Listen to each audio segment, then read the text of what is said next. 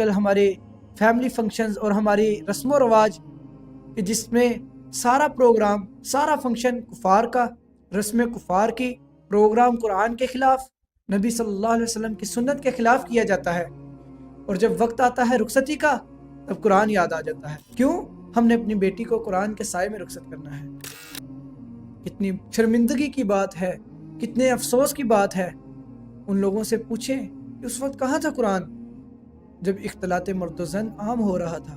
اس وقت کہاں تھا قرآن جب اس کے حکموں کی دھچیاں اڑاتے ہوئے ڈھول بجائے جا رہے تھے؟ اس وقت کہاں تھا قرآن جب خواتین اور مرد بے شرمی کے ساتھ اکٹھے ناچ رہے تھے؟ اس وقت قرآن یاد نہیں آتا ہمیں، لیکن جب رخصتی کا وقت آتا ہے ہمیں قرآن یاد آ جاتا ہے کہ ہم نے اپنی بیٹی کو قرآن کے سائے میں رخصت کرنا ہے۔